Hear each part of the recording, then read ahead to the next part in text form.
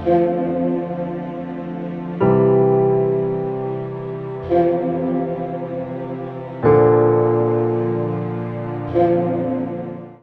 लिए आज की तलावत दानियल नबी की किताब, उसका 7वां बाब, 15वीं से 27वीं आयत।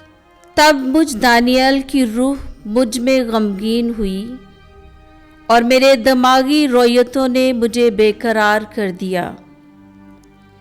तो मैं उनमें से एक के पास गया जो पास ही खड़े थे और इन तमाम बातों की हकीकत पूछी। तो उसने मुझे बताया और इन अमूर की ताबीर मुझसे बयान की। ये 4 बड़े बड़े हैवान 4 बादशाह हैं जो ज़मीन पर बर्पा होंगे। फिर हक ताला के मुकद्दसीन सल्तनत लेंगे और अबद तक बल्कि अब्दल अबाद तक उसके मालिक होंगे। तब मैंने चौथे हैवान की हकीकत जानने की ख्वाहिश की जो बाकियों से मुख्तलिफ था और नहायत हौलनाक था, जिसके दांत लोहे के और नाखून पीतल के थे और जो निगल जाता और टुकड़े टुकड़े करता और बाकी मांदों को पाँव से लताड़ता था।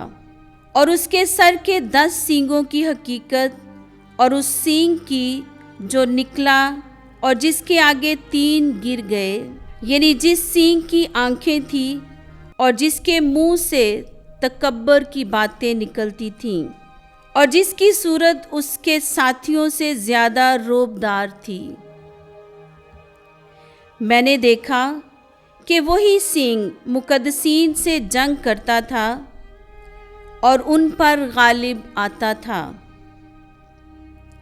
उस वक्त तक कि कदीमुल अयाम आया और हक ताला के मुकद्दसीन का इंसाफ किया गया और मियाद आ पहुंची कि मुकद्दसीन सल्तनत के मालिक हों।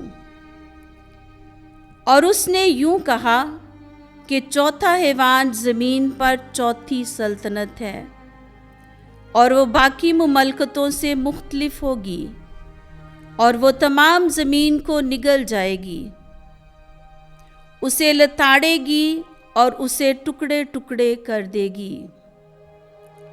और वो 10 सींग 10 बादशाह हैं जो सल्तनत में बर्पा होंगे और उनके बाद एक और बर्पा होगा जो पहलों से मुख्तलिफ होगा और 3 बादशाहों को पस्त करेगा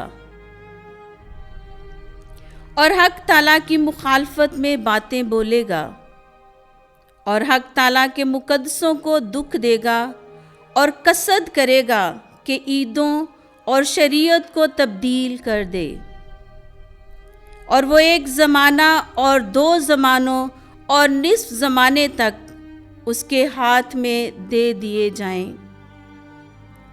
तब अरबाबे अदालत बैठेंगे और उसका इख्तियार उससे ले लिया जाएगा ताकि हमेशा के लिए नेस्त व नाबूद हो। लेकिन तमाम आसमान के नीचे की ममलकतों की हुकूमत और सल्तनत और अज़मत हक ताला के मुकद्दसों की उम्मत को बख्शी जाएगी। उसकी ममलकत अब्दी ममलकत होगी और तमाम मुमालिक उसकी खिदमत और अतात करेंगे। पाक कलाम के पढ़े और सुने जाने पर खुदावंद की बरकत हो। खुदावंद का शुक्र हो।